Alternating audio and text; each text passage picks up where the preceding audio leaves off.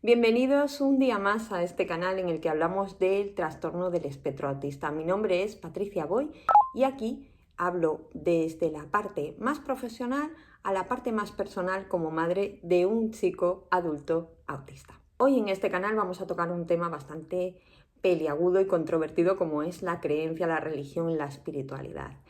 De por sí ya es un tema que trae bastante controversia y que desune más que une, ¿verdad? Pero en este caso lo vamos a enfocar a un pensamiento o procesamiento diferente como es el de las personas que están dentro del espectro autista. ¿Cómo viven las personas dentro del espectro, la religión y la espiritualidad? ¿Cómo la procesan? ¿Cómo la sienten a nivel sensorial? ¿Y esto por qué? Porque últimamente estoy viendo muchas personas que están dentro del espectro muy enfocadas en la parte más espiritual. También tenemos que hablar de los conceptos de espiritualidad, religión, filosofía, que no son iguales. Religión hablaremos un poquito más tarde, pero es importante que entendamos que el concepto de la parte más espiritual es tan subjetiva y forma parte de la individualidad de cada persona, ¿no? Aunque sí que es cierto que me está costando encontrar mucho bibliografía al respecto de la espiritualidad y el autismo. Parece un tema que interesa mucho. De hecho, sí que es cierto que por norma general las personas tendemos a creer que un procesamiento o una mente autista es muy lógica, muy pragmática, muy racional, ¿verdad? Y que necesita siempre pruebas tangibles y no conceptos tan abstractos como pueden ser los textos sagrados o algo que no puedes ver, ¿no? Que no puedes palpar, que no es tangible. En este caso me llama la atención que encuentro muchísimas personas dentro del espectro últimamente que están muy enfocadas en esa parte más espiritual del ser, de lo profundo, de lo interior. Es cierto que la espiritualidad a veces no solo es conectar con una deidad o una divinidad, sino conectar con el universo o enfocado más a la naturaleza, ¿no? Que es algo que a las personas dentro del espectro les reconforta y les baja mucho los niveles de ansiedad.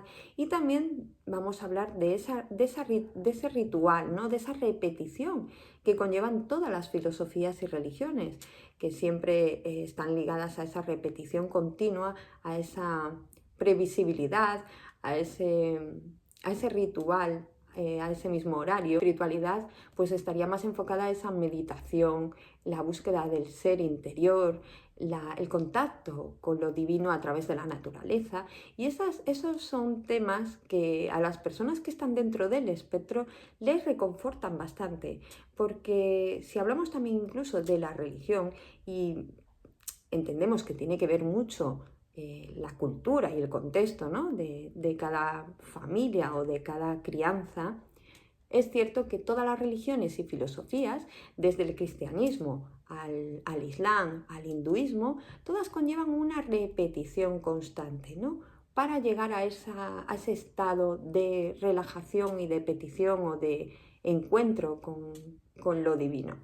Y esto es algo que a las personas dentro del espectro, estos rituales, estas rutinas y esta repetición constante con ese hábito de disciplina, de horario, les provoca bastante confort, les llena de seguridad, les da seguridad y además le baja esos niveles de ansiedad.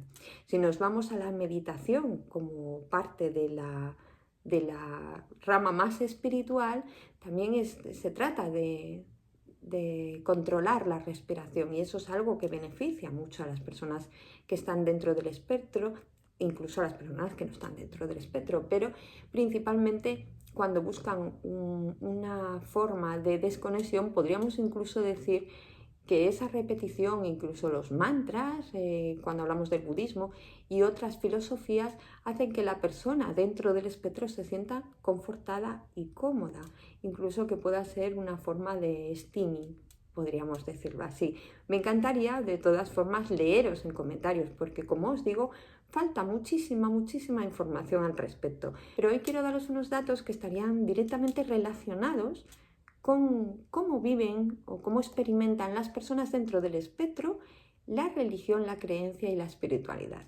Y es muy curioso porque si nos damos cuenta, en los textos sagrados están llenos de metáforas, de pensamientos abstractos, tema que despierta mucha curiosidad, por lo menos en mi caso y en caso de otras profesionales y otras personas, es cómo pueden entender las personas que están dentro del espectro, cómo pueden vivir o experimentar esos textos, cuando hablamos de religión, esos textos sagrados, esas parábolas, esas metáforas.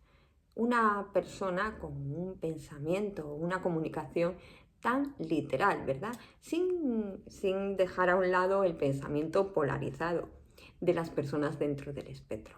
Así que este tema es bastante curioso, me encantará que me dejes tu opinión. Si estás dentro del espectro, me encantará escucharte, me encantará leerte aquí en comentarios.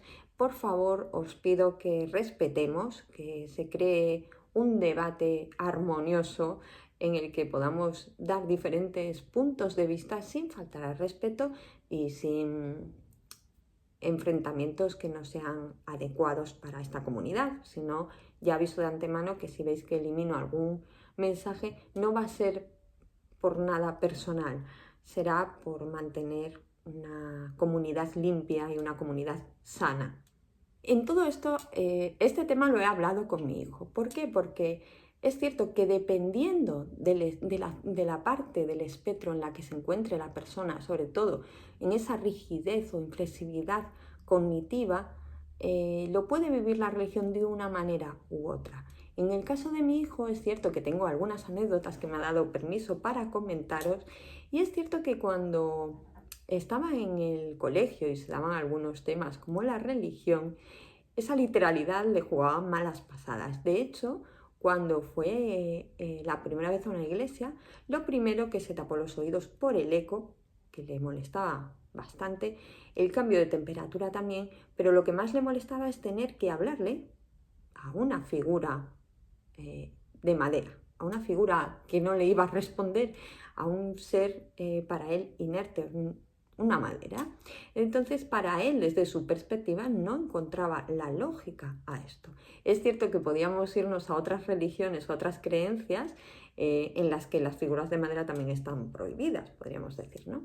Me encantaría saber cómo viven vuestros hijos las diferentes religiones, cómo lo viven, cómo viven las personas dentro del espectro, esa rama espiritual y profunda. Y ahora os voy a dar algunos datos que considero que son importantes para entender cómo una persona que está dentro del espectro vive esto, vive la espiritualidad y vive la religión. Entendamos primero que la espiritualidad se refiere siempre a esa búsqueda de lo personal y es muy subjetiva, ¿no? Es esa búsqueda personal y subjetiva de lo sagrado, lo trascendental o ese sentido de la vida, como comentábamos antes, una experiencia interna que no necesariamente sigue un conjunto específico de creencias o de prácticas establecidas. La espiritualidad es más flexible e incluye pues creencias, como comentábamos, más individuales. Prácticas como la meditación y un enfoque en el crecimiento personal o esa conexión con el universo o la naturaleza, ¿no? En cambio, la religión es un sistema más organizado de creencias, prácticas, ritos y normas que buscan conectar pues, a los seguidores con lo divino o con lo sobrenatural. Generalmente se presenta a través de escrituras sagradas, líderes religiosos, lugares de culto y una comunidad de creyentes que comparten esas mismas creencias y prácticas. Por ejemplo, el cristianismo, el islam y el hinduismo son ejemplos de esas religiones organizadas con rituales y prácticas pues, más específicos. Veamos cómo las personas dentro del espectro autista pueden tener esas creencias religiosas y vivir esa espiritualidad de manera única, ya que su procesamiento cognitivo y sensorial pues es muy diferente. Aunque tenemos que recordar que cada persona dentro del espectro es única y puede tener diferentes experiencias y diferentes necesidades, porque hay algunos aspectos que pueden influir cómo experimentan esa religión y espiritualidad. Por ejemplo, la sensibilidad sensorial. Las personas que están dentro del espectro a menudo tienen esas diferencias en esa forma en la que procesan esa información sensorial. Y esto puede afectar a cómo se sienten en algunos entornos religiosos, como pueden ser las iglesias o los templos, donde suele haber bastantes estímulos sensoriales intensos, a veces luces brillantes, a veces el eco o sonido fuerte o multitudes en algunas ocasiones. A veces necesitan algunos ajustes razonables, como usar protectores auditivos, tener acceso o espacios tranquilos para poder participar plenamente en esas prácticas. algo muy importante, como hablábamos, es esa comprensión literal, porque algunas personas, la mayoría que están dentro del espectro, suelen tener esa tendencia a comprender las cosas de manera literal.